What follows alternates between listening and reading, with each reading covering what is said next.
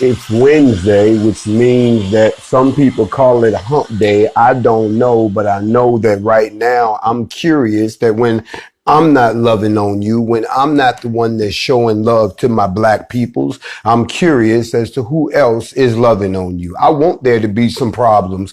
I want there to be some difficulties. I want somebody else to love on you besides me. I want to find out that you're cheating on me with somebody else who's loving the black race as much as I am. I don't want to be upset about it. I want to find out, I'm not the only one that's in love with my peoples. It don't mean I hate nobody. I'm in love with you. But if you and somebody else is loving on you because you black, then I love that too. Matter of fact, we can make it a group thing. I think that's the only time that I would tolerate something like that. I want to welcome you all tonight to a special edition of Factz Ova Feelingz. I haven't done this in a long time, but I figured that because of where we are in the world, the time has arrived that it's teaching time. Yes, it's teaching time. Again, get ready, get your pen and paper, get your books and get everything you need, because I don't do these series often. As we begin tonight, an 8-part series where I will begin to unpack and explain the correlation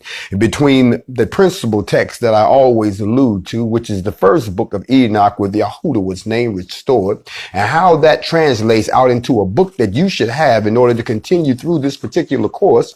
And the name of the book is The Nephilim and the Pyramid of the Apocalypse by Patrick Heron. If you don't have this book, jump on Amazon real quick and copy it so you can keep up, because we're going to go through this for the next 8 days as I unpack the series of Whose House Is It and Land of the Giants. Again, whose house is it? Land of the Giants. I haven't taught for a while because so many other things got in the way. We had a pandemic to worry about. We had 5G about to shut us down. We couldn't find out where the rocks was coming from. And on top of that, a lot of us found out that quarantine was the new way of life and everybody had to mask on and mask off. Well, we seem to have settled into some form of a semblance of a new normal. I don't know, but now it's teaching time. Those of you all who are students of the Most High, those of you all who have been with me for a while, understand how deep we are going to get tonight. So I'm letting you know now, this is not for spectators.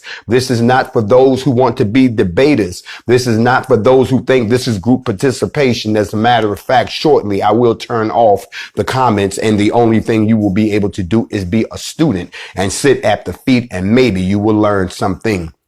Comments can be distracting from others who have come here tonight to get something in their spirit, something in their mind, and something in their soul that the Slave Masters Church won't tell you. I should tell you from the beginning. Warning, I will shatter your theology. Second warning, I will go completely against everything that they taught to control you. Third warning is that you might find out that you've been lied to. And at the end of this entire course, you will understand the correlation between the first book of Enoch, the book of Jubilee, the book of Yasher, and how that translates over to the Torah, which then swings back into what we need to talk about, which is the Nephilim, the pyramid of the apocalypse. We're going to get to all of that. I got to unpack it over a series of 8 nights. If you joined me back in March of this year or early part of February, we did another series where we did an 8-part breakdown on the book of Enoch. And that's how a lot of folks figured out what was really going on around here. I must let you understand that I am not coming to preach to you. You see, preaching is the proclamation of a gospel. It is the declaration of some type of a doctrine. No, I have come to teaching, which is the explanation of the text of the gospel. It is the exegesis of the words, of the original words that were actually behind certain statements, so you understand the true meaning and exactly what they was trying to say without all the mumbo jumbo and all of the mystery. Yes, your preacher is going to be pissed. Your pastor is going to pastor. You're going to have to find out that you're going to go back and say, I heard something that goes completely against what you've been telling us.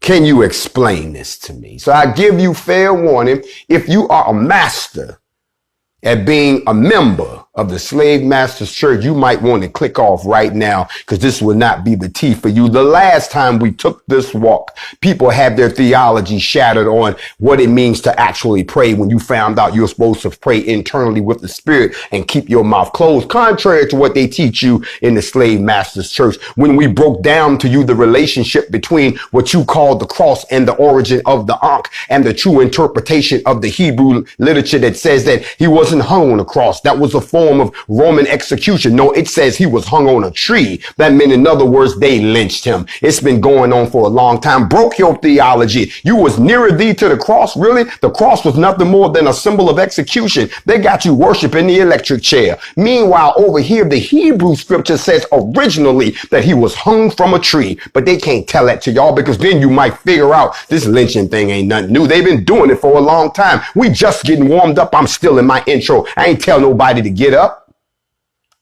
So we're going to lay back here tonight.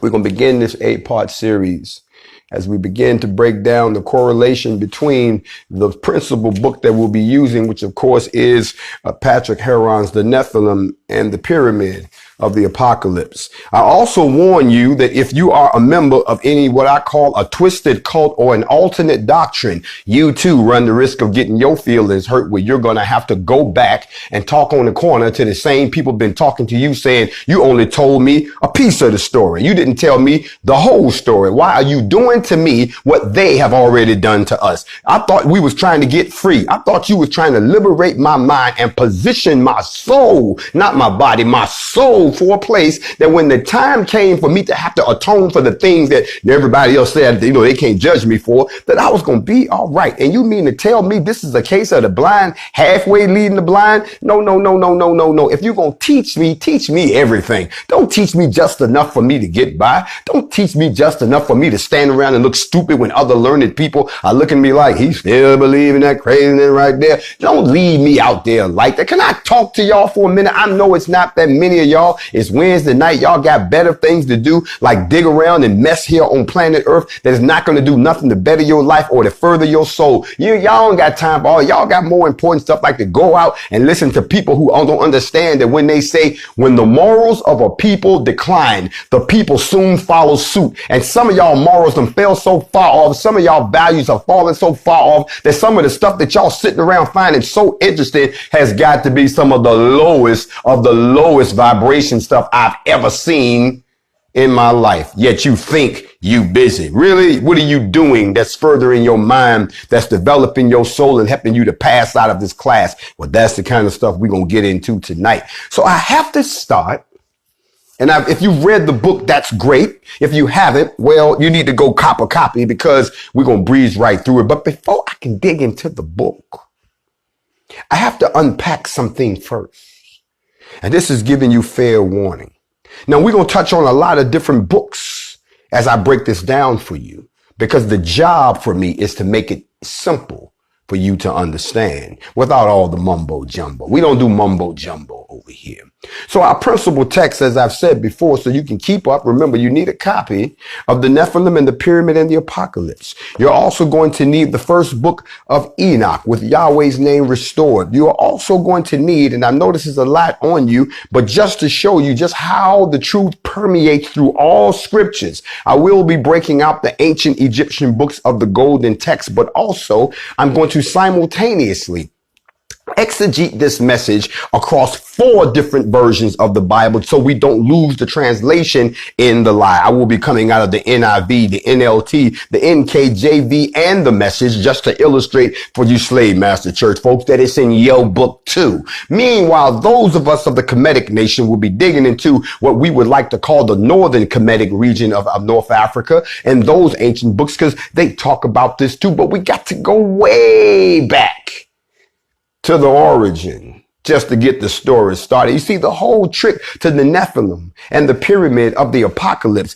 is not what it tells you, it's where it leaves you. But those of us who are students already, who have studied with me on the book of Enoch with Yahweh's name restored, you are at an advantage, because I don't have to take time breaking down things like who the Kodesh Madakim was, what the 10 levels of heaven was, who the archangels was, what an EL on the end of the name means, so that you're not ignorant running around calling him Michael. His name was was not Michael. His name was Michael. The E-L means power of God. That means that's a title. Raphael, Gabriel, Mike L, that is a title. So you learned that when we did this before, but for some of y'all, I might have to rehash that. For my oldest but more developed students, please, y'all just bear with me. Because remember, at one time, you too were just like them. Big shout out to all of the members of the NFAC, the world famous NFAC, apparently the most revered and sometimes feared NFAC. And big shout out to all of our coalition partners. You know who you are. We stand with you. We salute you worldwide. I want you all to get this name in your spirit before I get into this class. And that's the SARS. Yes, the SARS, the SARS. Are we all over you like a cheap suit? In case y'all don't know what the SARS is an elite police unit that's running around Nigeria, that's running around kidnapping and murdering people. And now the people don't have enough. The people don't start tearing up the place. Now the SARS is on the run. So to all of my folks over there on the continent of Africa, the motherland, that's raising up against the SARS. Yes, the SRS got to go the same way we talking about police reform over here in the United States. No, it's worse over there. SARS got to go to. So all my brothers and sisters over there in Africa, I got my eye on you. And I'm already tuned in, and do what you have to do. Now, they're a little laid back over here, but y'all know how we do. And I salute you on that. So before I can begin, we got to start at the beginning. I got to set it up. Y'all got to let me set it up first. And then we're going to dig into it. Okay. Now, the first place before I need you to get, I'm just going to give it to you straight. We don't do all that extra holy stuff here. I got to give it to you in street terms so you'll understand it in street terms. So what you have to realize is take all of that and throw it out the window for a second. I need you to look at this through the lens of as if we're watching a movie on some cable channel. For instance, if I told you, did you hear the one about the bruh that had the sister and sister girl was fine? I'm talking about sister girl was so fine, my man couldn't keep his mind off of her. He kept trying to push up. She said no. He kept asking. She said ain't happening. He kept trying to insist. She says it can't happen. Finally, he said the hell with that. And he went ahead and he raped her. That's what he did. Horrible crime. Shouldn't have done it. What I left out was the fact that it was his sister. When daddy found out what had happened, he told her other 5 brothers. What did they do? They said, hey, bro, we about to go out here and get into it with some other cats. You know, we roll as a squad. So they rolled with him. When they got him out there, they killed him. When they came back, Pops said, what happened to my other son? Oh, he died in battle. But Pops knew what time it was. When the sister asked what happened to my brother, they said, your brother died in battle. But she knew the truth too. Now, a lot of y'all be like, well, what's the name of that movie? That is not a movie. That comes straight out of the Bible that you walk around reading every day. What I'm showing you is practical application to show you that your situation exists within the current iteration of creation, helps you get to a solution so you understand there's nothing new under the sun. And what I'm going to show you tonight as we go through all 4 of these different copies of the Slave Master's Bible, as we touch on the Greek Aramaic text over here, as I crack open what they call the apocryphal books, such as the Book of Enoch, I'm going to show you the same thing, and I'm going to show you how it applies here, now, today, in plain English. So stay with me and don't try to get cute. Don't come around here trying to act holy. This is not for holy people. You don't see nobody passing no plates. Ain't nobody got no Roman symbol of crucifixion around their neck. We ain't doing none of that up in here. We are here for the truth and nothing else. Can a black man talk to you up in here? Remember, at the end of the day, all of these people that I'm talking about were black. Don't let them fool you. See, they want you to think that they was there too. They wasn't there. They want you to think that we was all kumbaya. Then if that was the case, how could the world fall apart so terribly now that we're so separated? We struggling to get together. We struggling to get together as a people. We struggling to get together even amongst the races. So how in the hell you want me to believe that way back in the day, before we had any of this technology, before there was air conditioning, before there was sunscreen, before there was umbrellas, that your ass was there with us going through all of this stuff that's in the book? No, we're not rolling with that in the deuce no more either. Can I talk to y'all? You got to realize this is your history. Once again, I should go ahead and let the mayonnaise people know you will be offended sitting up in here. This is a pro-black session for black folks. I'm loving on my people. So let me dig into this. And I'm going to jump somewhere into the Slave Master's book first, because some of y'all are still in the matrix, and I got to pull you out to show you that it's right in front of your face. So you won't sit there and say, I can't listen to him. That's not in the Bible. Use a lie. It says in Genesis 6, and if one of you Bible readers want to keep up with someone who actually studies and approves and memorizes, then you know that in Genesis 6, it says, when man began to multiply on the face of the land and daughters were born to them, the sons of God saw that the daughters of man were attractive, and they took as their wives any that they chose. Then the Lord said, my spirit shall not abide in man forever, for his flesh, his days shall be 120 years. Nobody will live beyond 120. The Nephilim, let me say it again, the Nephilim one more time, the Nephilim were on the earth in those days and also afterwards, when the sons of God came into the daughters of man and they bore children to them. These were the mighty men who were of old, the mighty men of renown. That's in your book. Now, if I go and look at the different versions of how that's worded, because I'm about to say something that's going to shatter everybody's theology, I think I'd have to break it down to you like this. Y'all stay with your boy. If I go into the the New International Version that they call the NIV, it says, when human beings began to increase in number on the earth and daughters were born to them, the sons of God saw that the daughters of humans were beautiful, and they married any of them they chose. Then the Lord said, my spirit will not contend with humans forever. They are mortal, and their days will be 120 years. Now, that's one version. I don't want to lose the meaning, so let me jump over to the New Living Translation. And it says, and then the people began to multiply on the earth, and the daughters were born to them. And the sons of God saw the beautiful women, and they took whom they wanted to be their wives. And then the Lord said, my spirit shall not put up with these humans for such a long time, for they are only mortal flesh. In the future, their normal lifespan will be no more than 120. Wait. Let me slide over here to the one that they beat into you, the NKJV. We in the King James Version. He says, now it came to pass when the men began to multiply on the face of the earth and the daughters were born unto them, that the sons of God saw the daughters of men and that they were beautiful, and they took wives. It's telling us the same thing. I'm going to say it finally street level in the message. The message says, and when the human race began to increase with more and more daughters being born, it says the sons of God noticed that the daughters of men were beautiful, and they looked them over and picked out the wives for themselves. And then God said, I'm not going to breathe life into men and women endlessly. Eventually, they're going to die from now, as they can expect a lifespan of 120 years. I'm done with this. I can close the book. I don't need this anymore, because that sets up the pretext for what I'm about to break off in the context of what just happened. Let me give it to you in street terms. So what they're trying to tell you, and this is why you will never hear this in your church, because this will blow everything away, because you got questions. You got questions. So you telling me some time don't pass by, and there's all of these people. Where all these goddamn people come from? But that's okay. We'll get into that in a minute. So you got all these people, and the women was fine, y'all. I mean, come on, y'all. The women were so fine that the angels, that the watchers, that the ones who were sent there just to watch over the creation fell in love with the creation, and they had to have some. Remember, I'm talking about black people, sisters. That's how you look. Y'all don't need all this that y'all doing right now. I'm pretty sure they wasn't running around with weave in their hair and eyebrows glued to their face and putting on paint. They won't do it. They were just fine as they was. They were so fine. The bros was already having a hard time, but the angels came down and said, man, are you looking at what's going on over here? Now, you know, God told us we supposed to be down here looking out my ass. Would you look at this? It's true. I mean, that's what's going on. They don't want to tell it to you like that because everybody trying to act like they stuff don't stink, but we are all guilty of something.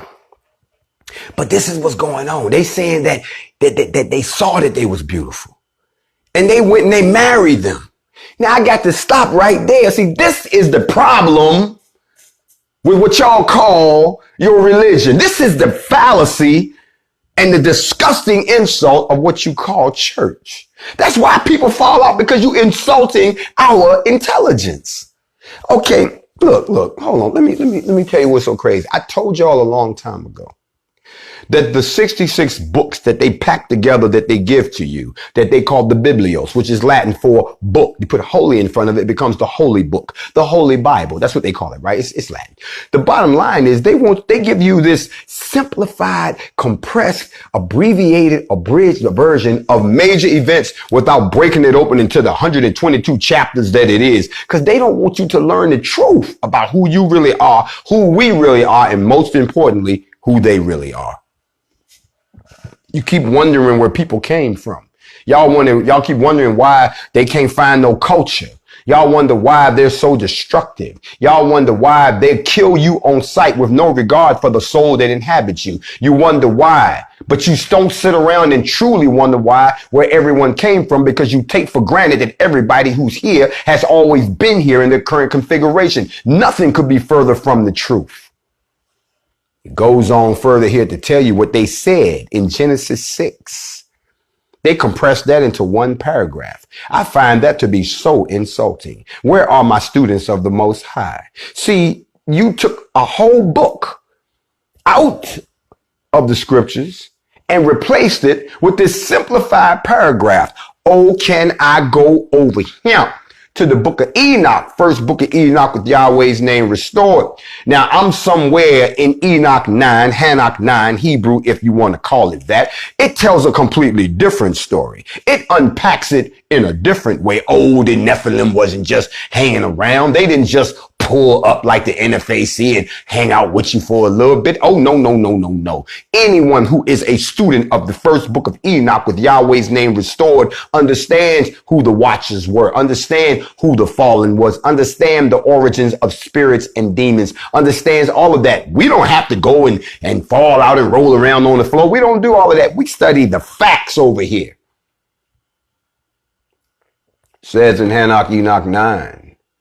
And then Michael, Seraphel, and Gabriel observed carefully from the sky, and they saw much blood being shed upon the earth, and all the oppression being wrought upon the earth. And they said to one another, and they said, the earth from her empty foundation has brought the cry of their voice unto the gates of heaven. And now, Kodesh ones of heaven, the souls of people are putting their case before you, pleading, bring judgment before the Most High. Let me break that down to you. Things had gotten so bad because of all of this that was going on down there, that the people were crying out to the Most High to do something about this.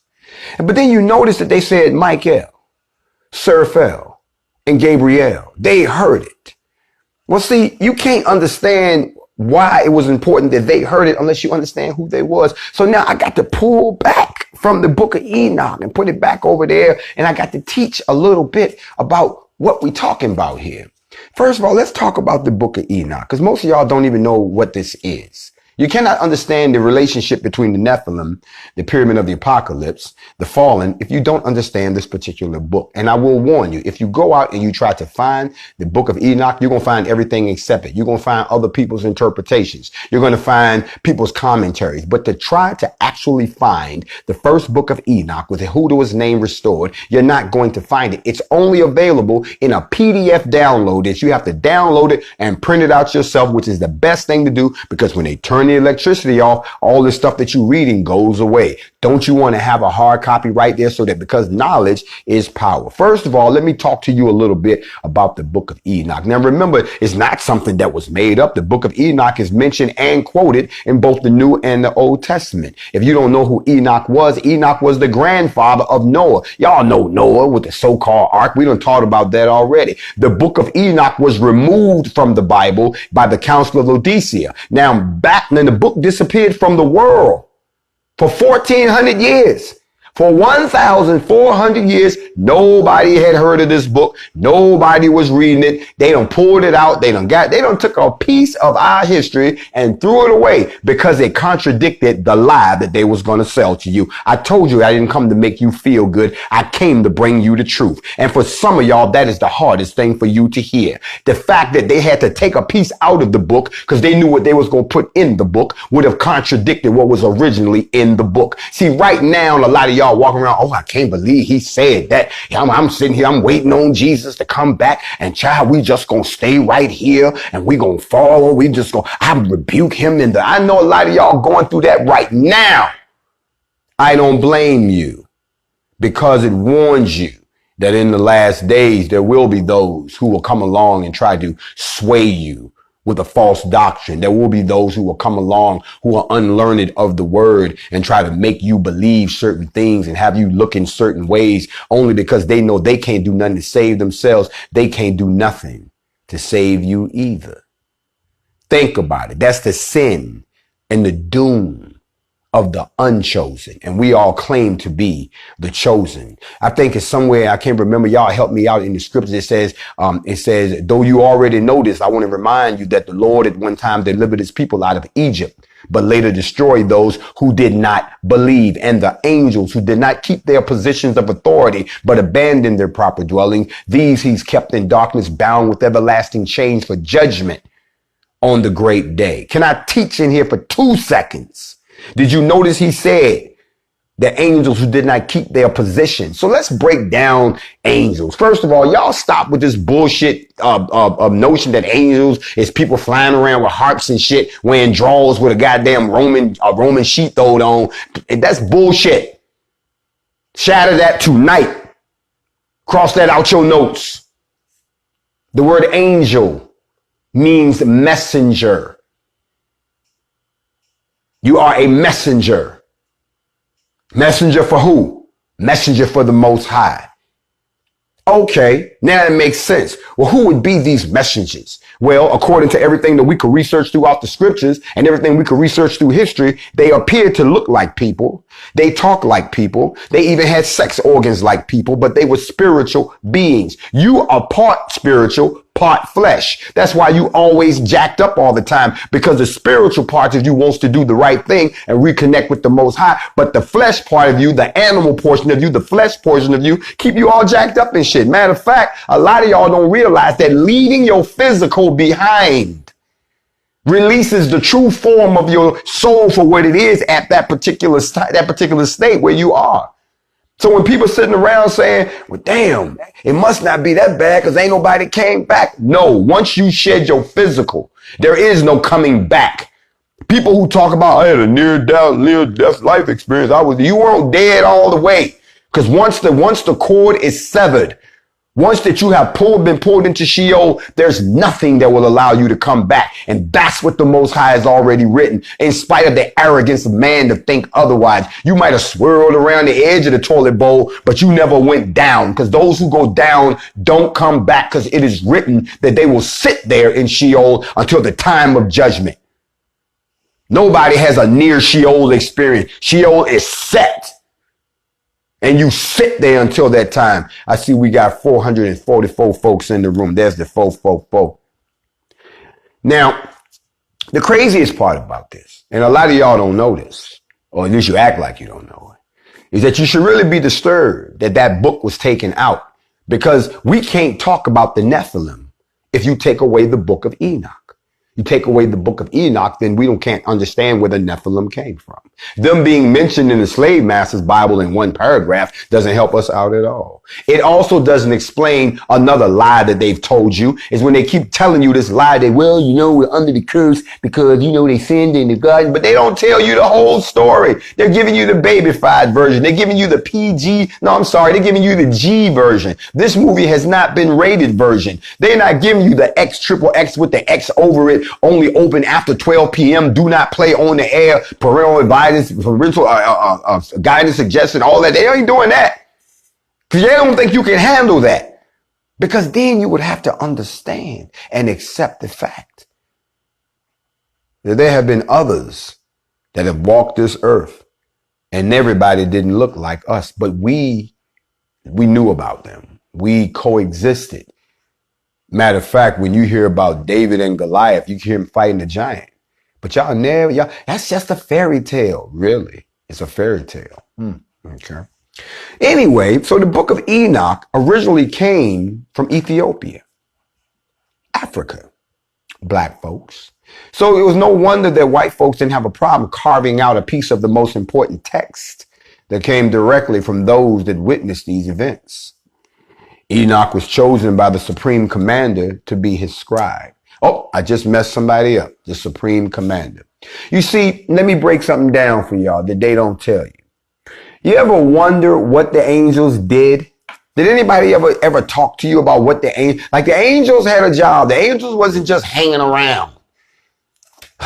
In Deuteronomy 32, it says, remember the days of old.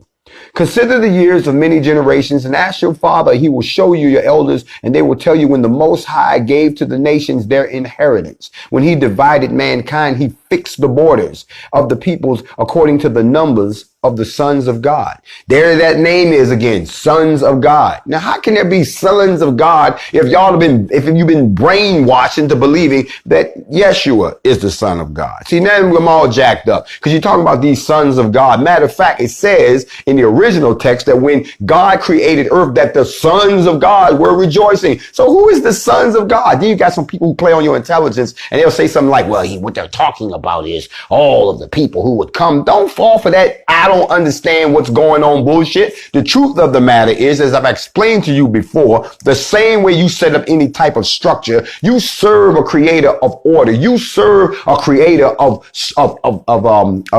command and structure. So let me break it down. This is so crazy because people don't get this. You really believe that you have access, direct access to the creator of all? That's very arrogant of you to elevate yourself to that level. Yet you quick to say, who child? That almost got me. My guardian angel must have been looking out for me. You hit the nail right on the head.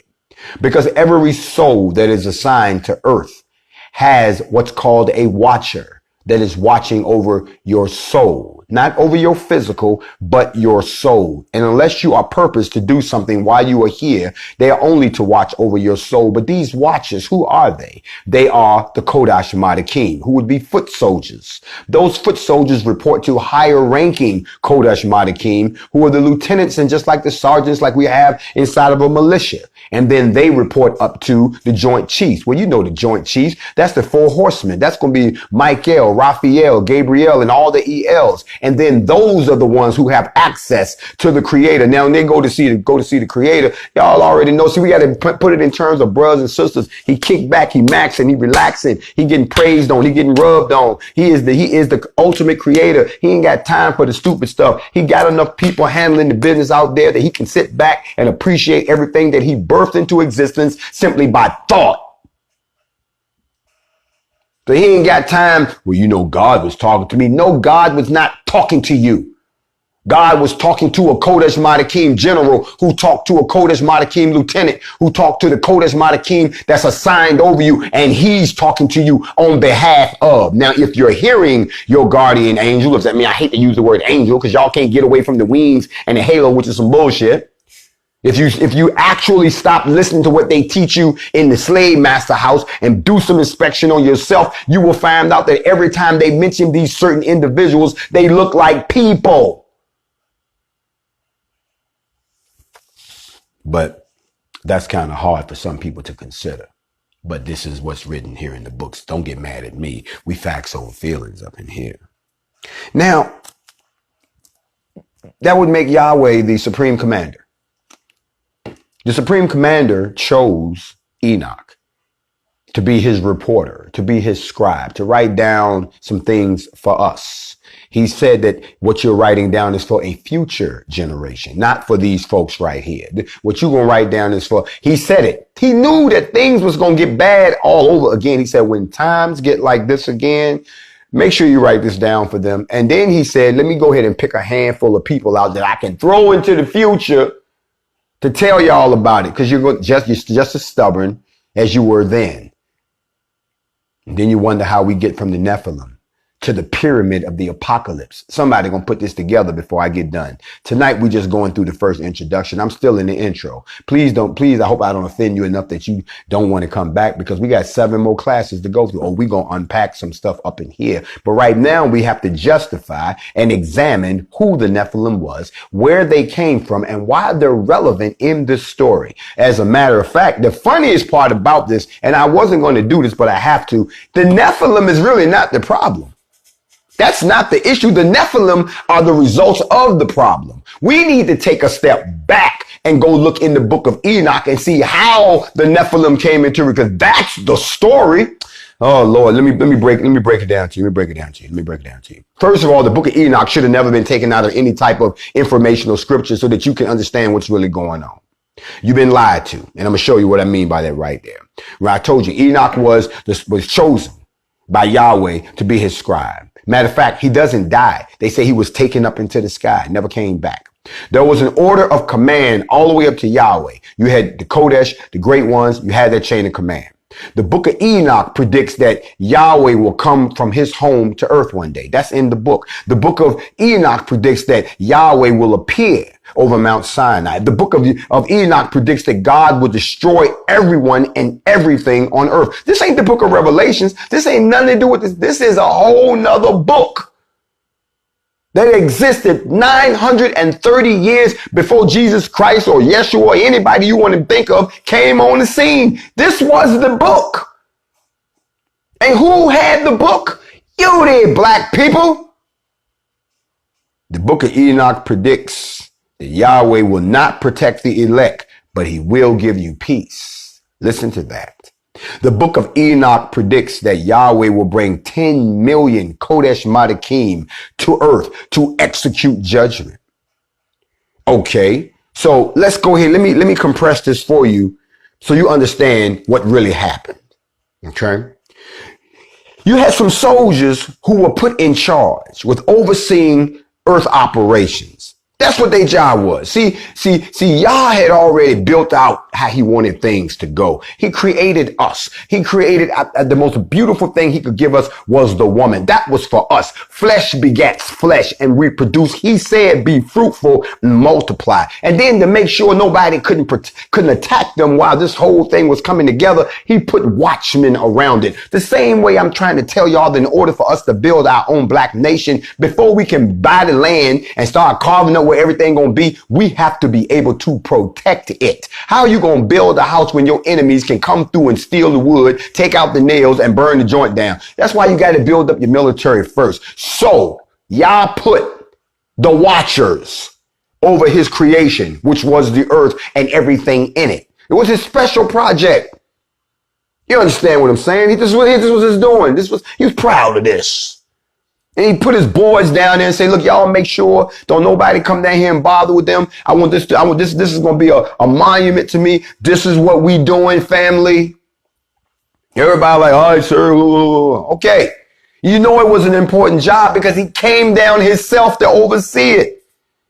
Let me listen. Nowhere else is it written anywhere that the creator created anything else personally. He came down, put his spin on this one. He sat back and he was about to roll out when Adam like, for real, bro, you just gonna leave me down here with the animals and all of this bullshit and me by me. And he said, I got the perfect thing for you. The woman. And that's where all the trouble started. Cause that's where everything's about to go off. Cause come on, y'all. Think about it now. The same way we all don't speak the same language. If you believe scripture. What makes you think what would have happened? Let's just keep it 100. If he made every woman on earth drop dead gorgeous, I don't care who you is, everybody look alike, everybody just on 10, everybody. We couldn't get, I'm gonna be real with you, sister, we couldn't get nothing done. Brothers wouldn't be able to get nothing done. If every sister was goddamn, if every sister was, you'd be like, bro, did you see what just came up in here? Cause that's what he had created. And the watchers, that was their job, just to watch. They couldn't come down and get involved. They couldn't do nothing. They just had to sit back and watch. Make sure didn't nothing go wrong. Fortunately, these watchers, they started lusting after the women. Yes, that's right, sisters. Y'all was so good looking that even the angels had to get a piece of it. And it was 200 of them. 200. The whole crew got together and they had this talk. Bro, I don't know about y'all, but I'm going down there. Well, we can't go down there because God told us that's not our job. Shut up. We going down there because I'm tired of sitting here looking at all of this and I can't get none. And I'm sick of this. I know, man, but we supposed to be. I don't want to hear that. Who's with me? His name was Azael. Azael was in charge of the Kodesh Madakim. His job was to oversee the operation and protect the creation. No, that ain't what he had in mind. And his boys was down with him too. Even the one that said, but we all gonna get in trouble. And they said, no, we ain't, because we gonna swear a pact amongst us that we gonna go do this thing. Now, here's the part that really blows my mind if you want to get into the teaching. You are taught that the Creator is all-knowing, that he's everywhere at once, and he's all-powerful. Yet he didn't know this was going on. Let's just be honest. I told you it's going to hurt your theology. It's going to hurt your theology. It's going to be painful. Not the part where I say it, but the part where you have to sit back and be like, all right, then I guess he's right. There's a structure in place for a reason. There's always going to be order. So, as we begin to examine more of who the Nephilim was, as I'm teaching this to you, they decided that they was going to go down there and the hell with what the boss said, and they did. And what they did was they actually started, as they say, they came into these daughters. I like how they try to clean up the words, but street folks, y'all know what happened. So 200 of them went down, and there was another one by the name of Simeas. He was in on it too. He was actually supposed to be the one that was supposed to be, he was responsible for getting everybody together. They went down there and they did something that was not supposed to happen. They took spiritual beings and they made it with physical beings, and they produced the Nephilim. The Nephilim was a creation that never should have existed. The Nephilim was an abomination because it was half spiritual and it was half human, but the half spiritual part never could die. You see, a lot of you all don't understand your soul can never die. It can only be released from this physical state that it's in to go somewhere else, but the energy cannot be destroyed. We are living intelligent energy. That's what's driving this physical right now. But these people, the messengers, the Kodesh, the Madakim, they were purely spiritual energy beings. They were not like us. They could assume the form of us. And so they came down and they chose 200 women and got all of them pregnant. And the babies that they had weren't no little cuddly. They weren't no little, he's so cute. Well, none of that shit going on. No, these things grew into giants. And at first, everybody thought it was cute with these baby Hueys running around. They was trying to feed them everything they could. They fed them so much that they ran out of shit to feed them. So guess what? They started eating the people. They didn't care. Remember, they're not human. Now, let's go ahead and correlate that to the teaching of the Nephilim and the pyramid of the apocalypse. Anyone who's ever studied any Egyptian hieroglyphs or any artwork, have you ever noticed how large the rulers are? They always towering over these cats, and everybody else is way down here, and they always doing something fucked up to them. Have you ever noticed that? They either ripping their heads off or chopping them down with a sword or ripping them in part or twirling somebody's ass around their head like a helicopter. But it was never no I love you type shit going on. I'm just trying to tell y'all, they don't teach y'all this, but this is your past and this is your history. That's what was birthed. And that's in the book of Enoch that they took out of what you call the Holy Bible. Why? Because the Bible is not a story of myths. It is actually a history book that they don't want you to perceive as being history. The same way they don't want you to realize that astrology is nothing but astronomy turned into witchcraft, because we were the experts at tracking the skies, following the equinox, following the 12 constellations, which coincided with the 12 tribes. That's why they erased all of that. Can I talk to somebody? Anybody got their mind open tonight? Now, the byproducts, this abomination, genetic, flesh beings, and spiritual. These were former soldiers. Not only did they mate with these women, but they went down there and they taught them things that they were never supposed to learn. There are certain things that man was never, ever, ever supposed to learn. Excuse me.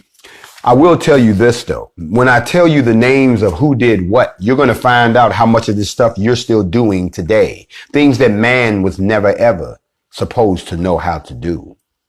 It says somewhere in chapter 69 in the book of Enoch, first, if you have that with you, go ahead and jump to chapter 69. It says that after this judgment, they shall frighten them and make them scream because they have shown this knowledge of secret things to those who dwell on the earth. Now behold, I am naming the names of those angels. These are their names. The first of them, Simiaz. The second, Adiskikis. The third, Amin. The fourth, Kokabael. The fifth, Terel. The sixth, Ramiel. The seventh, Daniel. The eighth, Nakwael.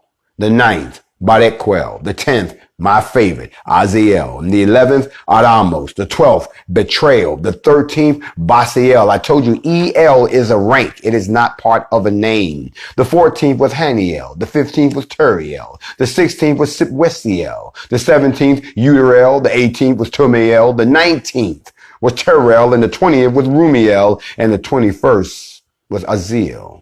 Now, these people were the chiefs of the angels. They were the centurions that was over them. Everybody was in on the game.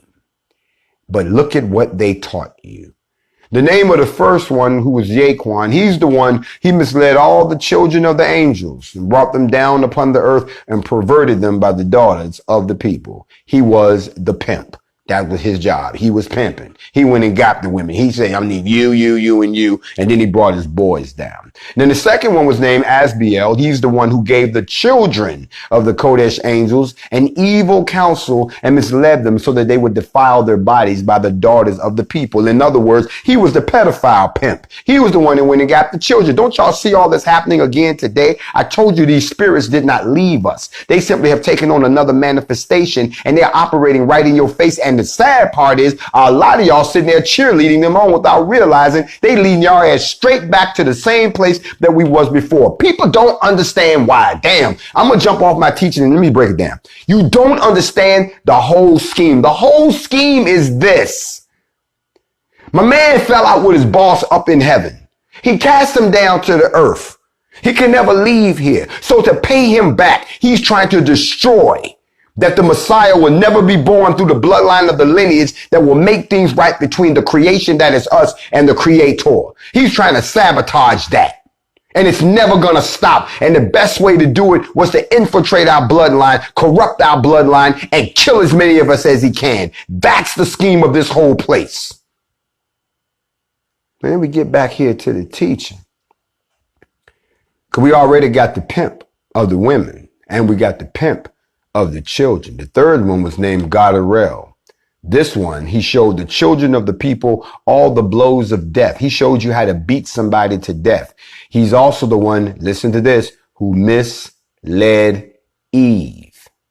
Let us pause right there and put our kickstands down. We're going to be here for a minute. Because you've never heard the name Gadarel anywhere in the story of Adam and Eve. They told you that it was a snake. No, that's just a description of someone's personality. I know a lot of snakes, but they walk around wearing Brooks Brothers suits and Flosheen shoes.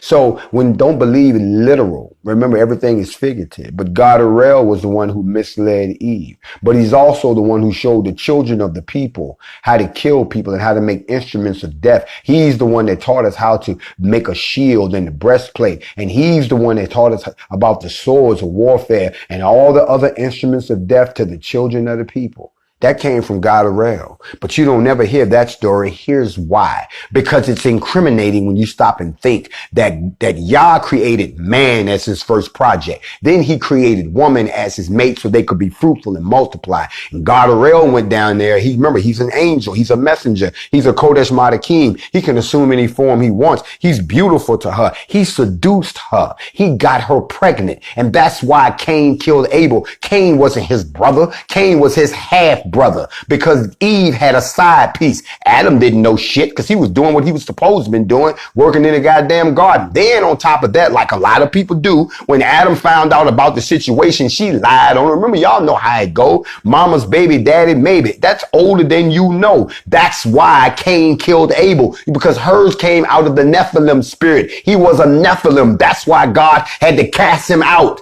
They won't tell you that, some goddamn sacrifice. It wasn't about a sacrifice. It was about the fact that anything that came out of that holy union was going to kill anything that it came into. So when you wonder why certain races are so destructive against animals and you, why they're destructive against the environment, why they act like they can just throw this world down the toilet, it's because of who they come from. Y'all so big on bloodlines talking about Ham and Shem, and you missing the point. You got to go back further than that. So God Arel was behind all that madness. Yes, he was. And through their agency, death proceeds against the people who dwell upon the earth from that day forevermore. Once that union was made, flesh was commissioned to die. You already heard the Creator say, I'm not going to breathe life into them forever. I like the way he said that. I'm not going to breathe life into them forever. See, a lot of y'all got this false impression that, well, he breathed life into you and you got up. That's bullshit. He breathes life into you every morning you get up. He said, I'm not going to do that forever. So he capped everybody at 120 years, which is interesting. Can I teach for a second? Because if you go to science, there is a limit to how many times your cells can divide before you will simply die. You can be in the best shape. Look, you can be like me and look young as all get out, but it's a certain point that your cells cannot divide anymore. And that's your limit at 120 years. You are done. So anybody who done ease past 120, we either got to go back and look at their age, or we know that any minute the gig is up. Okay? That's because there is a limit, and that is proof that the Creator had. When people tell me, well, I don't believe in the Creator, I don't believe in Yahweh, I don't believe in it, I need to see proof. Look around you. You're walking proof. Everything about us shows grand design. Everything. So you don't have to believe anything that's written in the scriptures. Go read science. They'll tell you human cells cannot divide past 120 years. Well, who do you think put that cap? Because I'm pretty sure if you, like I said last night, a lot of y'all believe in the Creator, but you don't believe him. Because if you believed him, you would know that it is written that Methuselah lived to be 900 and some odd years old. They didn't have Ishmael till his mama was what? 103, 93? Now, come on, y'all. People was living a whole lot longer back then because they hadn't had their cells capped yet. But you're not going to learn that in the slave master church either, because then you realize that things are a lot more advanced than we even get credit for being told.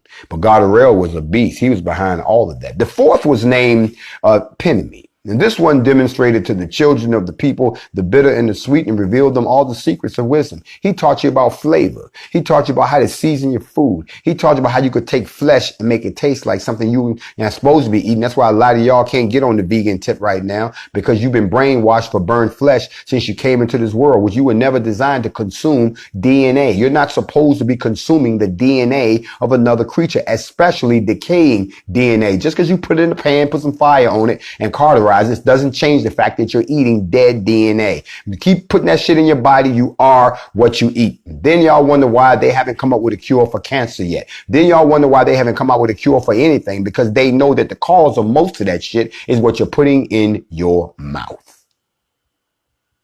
Furthermore, he caused the people to penetrate the secret of writing. Listen to this. And use ink and paper. On account of this matter, there are many who have erred from eternity to eternity until this day, because you started writing. Listen to what this says. It says here in 69:10, for human beings were not created for such purposes to take up their beliefs with pen and ink. Oh my God. He said, you're not supposed to be writing down your beliefs. Your beliefs should come from here and here. They shouldn't be on paper. He said people have screwed up from eternity to eternity because you was never supposed to be writing anything down. But they didn't tell y'all that either. For indeed, human beings were not created to be like the Malachim, permanently to maintain pure and righteous lives. Death, which destroys everything, would not have touched them had it not been through their knowledge by which they shall all perish. Death is now eating us by the means of this power. I could stay right here for a minute because that went right over like the whole three front rows. Y'all didn't get none of that. He said, for indeed human beings, that's us, were not created, but to be like Malachim. The Malachim permanently to maintain pure and righteous lives. We weren't built for that. We're coming to the end of this first section. I'll be back for the second half as we talk about the Nephilim and the pyramid and the apocalypse. I'll see y'all in 5 minutes.